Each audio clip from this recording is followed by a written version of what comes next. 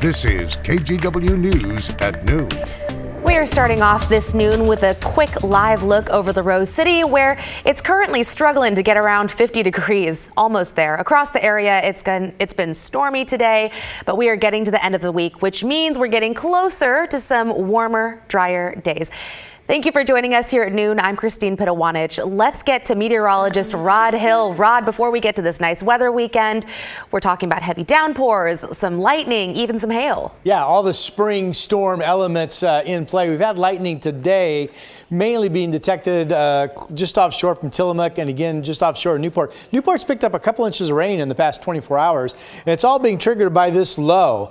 We want to take you to some great video. This was yesterday in the evening around 7:30. This is off the coast of Brookings, of course, which is southern Oregon. And what you're looking at is a water spout. Basically, you get a vortex, a tornado over water that touches down, and you call it a water spout as opposed to a tornado.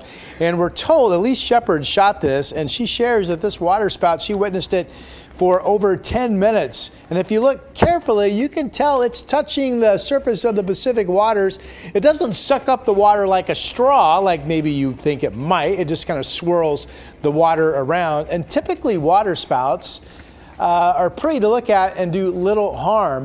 There are exceptions, but the average water spout, if you will, anywhere from about 30 to some 70 miles per hour wind speed right around that vortex. There were actually several reports of different water spouts off the coast of Brookings yesterday between that 5 and 7:30 hour. Here's the radar right now. I just want to point out we've got some heavy rain. There's probably some hail embedded in this that's moving into the Hillsborough area right now. There are some breaks in the cloud cover. That's Cannon Beach, but not that many. The coastal passes right now are just wet with above freezing temperatures. And Christine mentioned we're doing well to be around 50. We're actually just popping up to 51 right now. Again, storm threat is with us through the evening hours. Possible hail, possible thunder, gusty south winds, chilly temps. We'll have more on my complete forecast coming up. A busy day in the weather department. Thank you, Rod. Now to weeks of frustration for some Oregonians trying to collect unemployment. It has to do with the state's new online filing system that was supposed to streamline things. But we keep hearing from people dealing with issues. Catherine Cook has an update.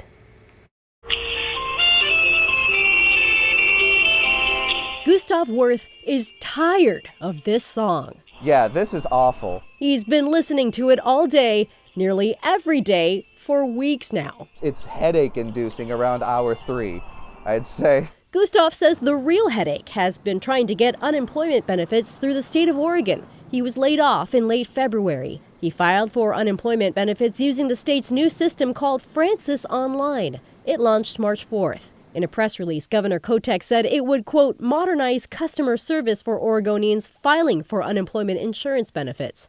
Gustav begs to differ. It's just a debacle. He says it started with the online system requiring him to enter a one-time verification code. The state was supposed to send it to him in the mail, but it never arrived. Since then, Gustav says he's been jumping through hoops and waiting hours on hold, hoping someone would help him access the now 4 weeks of unemployment he's filed for. I'm basically burning through my savings, and now I'm about to ask my friend who lives with us if he can help out, and that's just not what we signed up to do here. Daniel Wallace feels his pain. And so I've been trying to get any kind of response from them, and I just haven't been able to get many answers. He filed for unemployment February 11th. He met with workforce officials in person and provided proof of ID. They told him everything looked good, but because they were transitioning to Francis Online, he too would need that one-time verification code.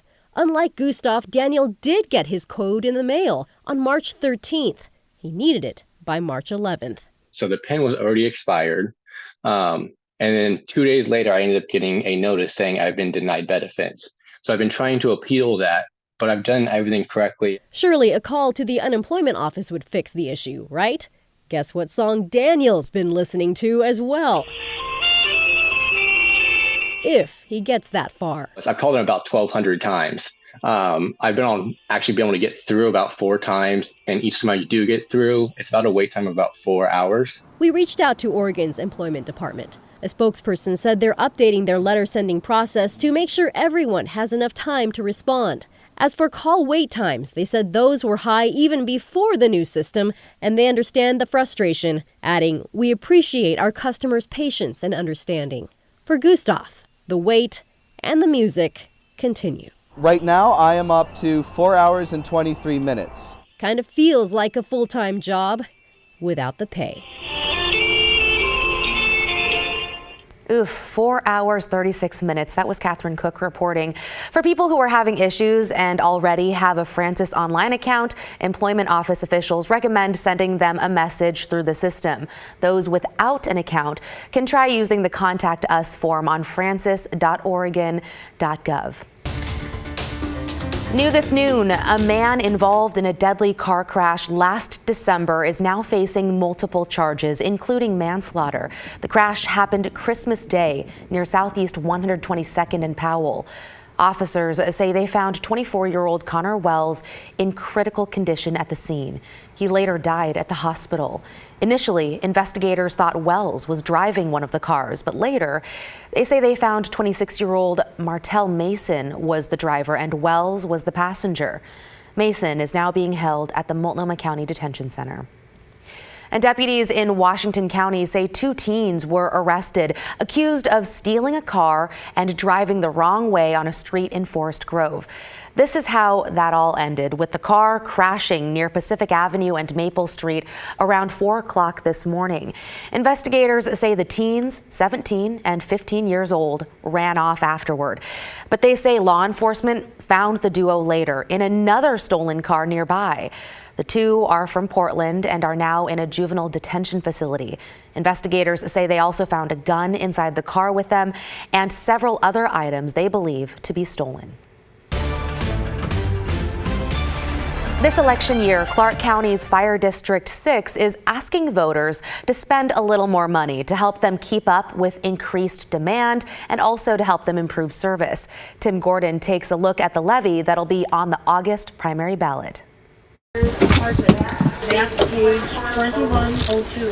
Fire District 6 serves a large and populated part of Clark County, north of Vancouver, covering about 80,000 residents in places like Hazeldale, Salmon Creek, and Philida.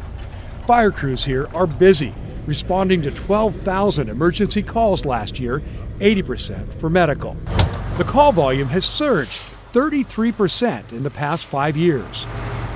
So every engine has at least one paramedic. We talked with Fire Chief Kristen Maurer about what the district needs to keep up with growth and inflation. She explained that the district keeps rolling thanks to funding from local levies. But as property values increase, levy amounts decrease to keep funding about the same.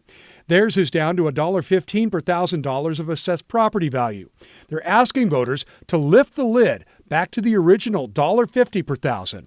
It would cost a homeowner with a $400,000 house roughly $10 more a month. But with that $10 increase a month, we can provide more staffing in the fire department and we can get different and more response units on the road.